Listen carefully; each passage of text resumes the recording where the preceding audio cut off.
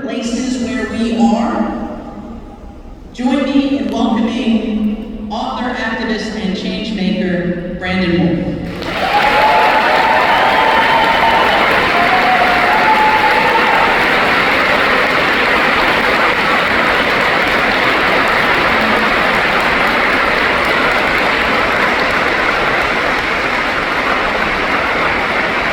Thank you. Thank you to my forever boss, Nadine, for that beautiful introduction. Hello, Out&Equal, how are we? I love that. I want to, like Nadine, welcome you to Florida. But I want to dig just a little deeper and not just welcome you to Florida, I want to welcome you to Orlando, which I called home for 15 years until last week when I moved to DC. And I affectionately refer to as the seat of the resistance against right-wing extremism in this state.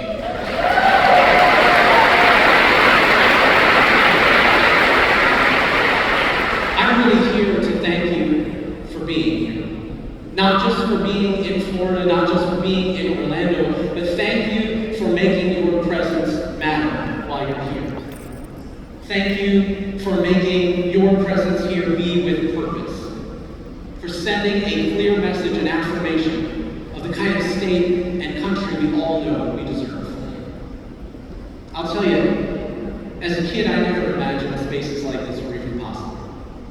I grew up in a small town in rural Oregon where, as you can imagine, not many people looked like me, not many people loved like me. In fact, when I graduated high school, there were about 2,000 students in the total student body. We served this big county area, and of those 2,000 students, 11 of us were black. An even smaller number than that were out as LGBTQ. So you can imagine, unlike my peers, I didn't have career ambitions, I didn't have grand dreams, I just wanted to belong. I did everything I could to try to fit in, but I never found that sense of belonging and safety. I didn't find it in school, I didn't find it at home. I went off to college and I didn't find it there. But sitting in the back room of a Starbucks store, yes, I apologize, Starbucks, sitting in the back room of a Starbucks store, eating a moldy bagel, wearing an apron, I didn't have enough quarters to wash for weeks at a time. I saw an ad in the school newspaper. It said, "Help Wanted, Walt Disney World." And I thought, now, if there's anywhere I can be really gay, it's probably there.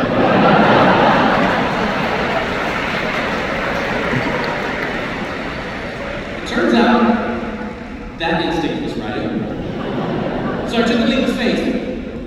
I packed 2 suitcases, I moved 3,000 miles away from home to a place I'd never been to before in search of somewhere to belong. You know, when I was a kid, people used to say to me, even the ones who loved me very much, the world was just never going to be ready for someone like me.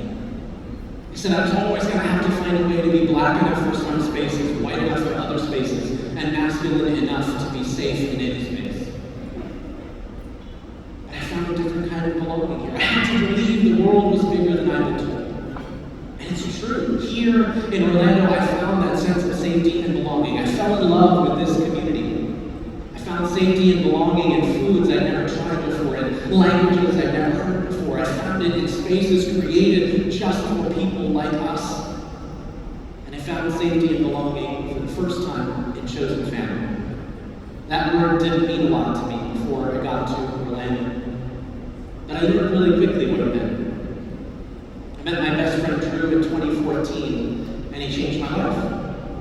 I remember it like it was yesterday. I met Drew on a blind date, well, half-blind date, because I am a millennial gay man, which meant I thoroughly Instagram stalked him beforehand. You know, I liked browsing his feed, deciding who would take whose last name, picking out names for our children, all the top priorities. And I found a mutual friend liking all of his pictures. So I took another leap of faith. I said, "Hey, my future husband Drew, you like all of his pictures. Could you set me up on a date with him?" He said, "Yes." We get to date day. You should also know I'm very inherently an introverted person, so it takes me a lot to work up to the one-on-one thing that you do during dates, a small talk. So you can imagine I'm standing there in my bedroom with a full-length mirror, and I'm giving myself the pep talk. I'm like, okay, he's going to ask me what your favorite food is. The answer is tacos. He's going to ask me what your favorite color is. The answer is green. put on my lucky pair of underwear, knowing no one would see them but me, bolt out the door, hop in the car, and I get to P.F. Chang's at the Millennium Mall, a very classy establishment. And I parked just far enough away so that if I had to run out screaming from embarrassment, he might not see me get into the car. I went to the doors that were a little translucent. I pulled them open, and there he was, sitting on the bench. And he looked exactly like I imagined him. I sat down, we ordered a round of drinks, and he was holding this big martini glass. He said, I have a question for you. And I thought, well, I have been preparing for this literally all day, so hit me with your best shot.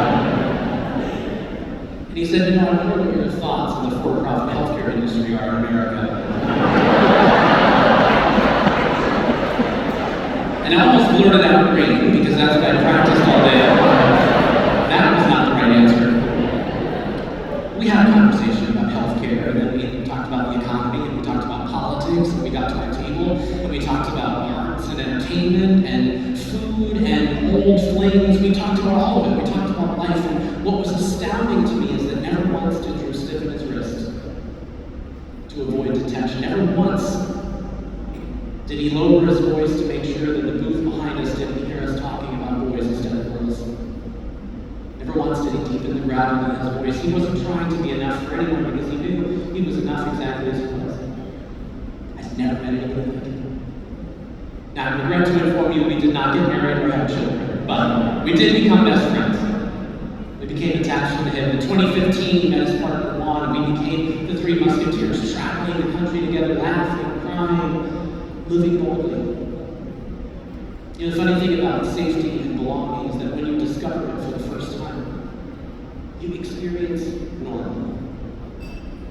A normal that I didn't realize people like us were ever afforded. A normal that I had been told I would never have access to if I didn't learn to shave off the edges of who I was. But here it was, normal, right in front of me. In this community, we refer to June 11th, 2016 as the last normal day. Everything about it was normal. It was a Saturday. It was a summer day. I spent time at a pool. I fell asleep in a lounge chair. And when it came time for the day to wind and close, I did the most normal thing. I texted my best friends and asked if they wanted to get a drink. They got to my place a little before midnight. I was almost never allowed to have control of the cocktail shaker because I make drinks like 3 or 4 times as strong as they need to be. You know, I'm not trying to get to the point. But I think Drew could see that I'd had a rough week, and so he relinquished control of the cocktail shaker and just grimaced at me from across the room every time I took a sip. We listened to the same playlist we always listened to, watched the same music videos we always watched, and when it came time to pick where to go, we just went somewhere that we'd always gone. We went to one of our safest places. We went to Pulse nightclub. Everything about it was normal. Pulse was a place where you could be you.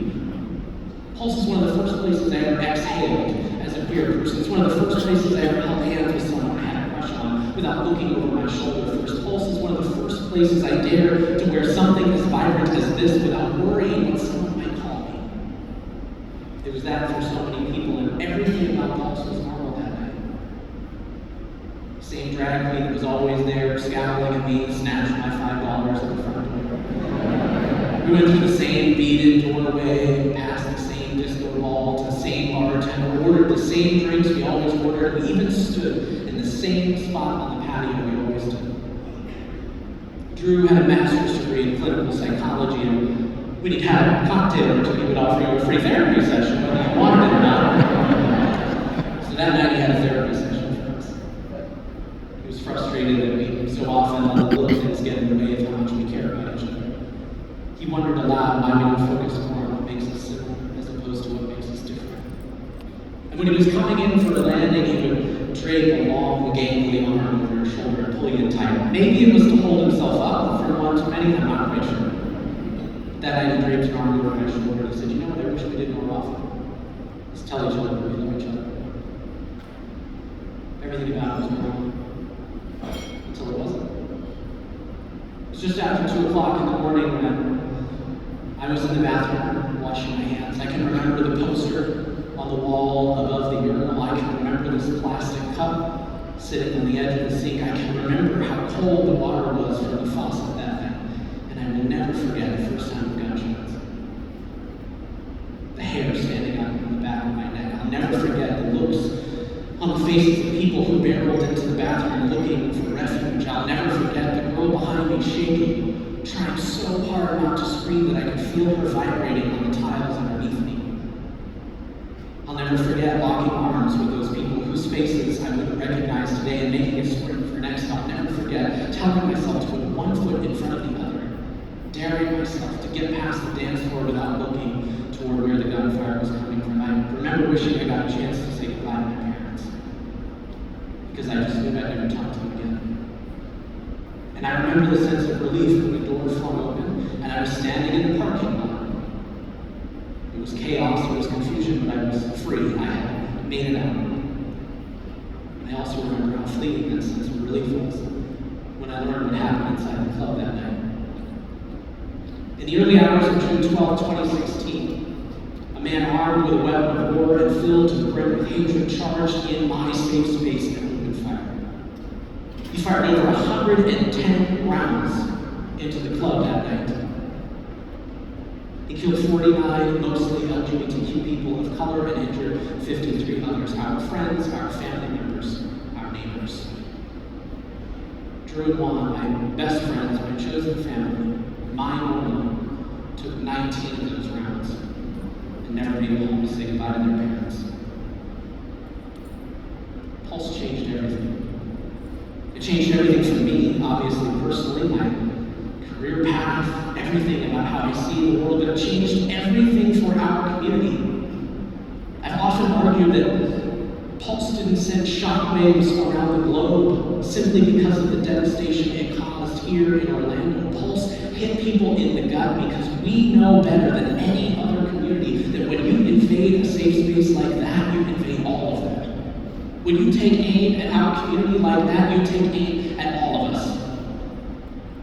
Pulse was meant to scare us. It was meant to make young people question whether or not the world was ever going to have space for them. It was designed to make people go back into their closet, to force us to hide. And we knew there was a real risk that those things would happen. So, standing at a crossroads at an inflection point, this community made a decision. We were going to be better. We were going to do more for each other. We were going to call ourselves Orlando United and Orlando Strong.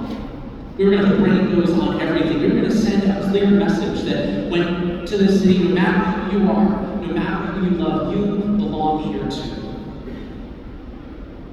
I believe our country is at a very similar crossroads. The LGBTQ community from coast to coast and beyond is under assault, politically, rhetorically, and yes, physically. We've been plunged into this state of crisis, a full-blown state of emergency, by power-hungry politicians and their right-wing influencer friends who are intent on building careers at our expense. We are in a state of crisis, and we find ourselves faced with some of the same questions we've been asking ourselves over these last 7 years. Will we allow it?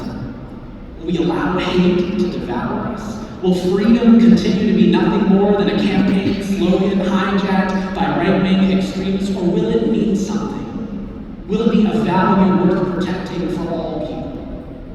Will diversity, equity, and inclusion continue to be political punching bags, or will we defend them as the core values necessary for our collective success? Will we continue to create safe spaces, welcome people with open arms, or will we pull back? Will we shy away? Will we allow our values to collect dust on a wall somewhere because doing the work right now is just too hard? We're at an inflection point in this country. And it reminds me of the thing that sent me into action. 6 days after the shooting, we had a funeral service for Drew. I was a pallbearer that day, and as I was helping to push the casket down the aisle, I found myself gripping the side so tightly that my knuckles were turning white. It's because I didn't want to let go of my best friend until I found the right words to say goodbye. I looked down at the front of the church, and I made him a promise. I promised him that I would never stop fighting for the world that he would be proud of. It matters that you're here in Florida right now, in this very moment, because the world that Drew would be proud of is a world all of us can be proud of. A world that Drew can be proud of is a world where every family is treated with the respect they deserve no matter their makeup, where we're celebrated for our differences, not derided. It's a world where every single young person is given what they need in order to thrive, no matter their identity. It is a world where no matter who you are, no matter who you love, you know you are of value. A world that Drew would be proud of is a world that all of us can be proud of. And it's a world we deserve.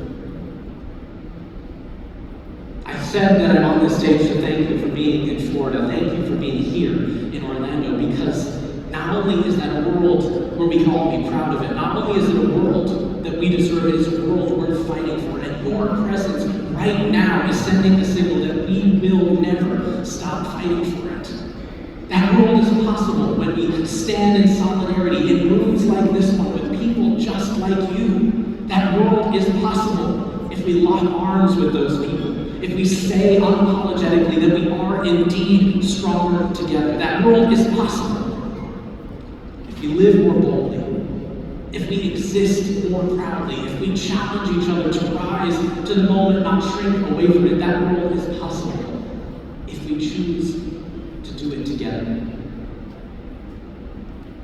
I think back to that promise a lot.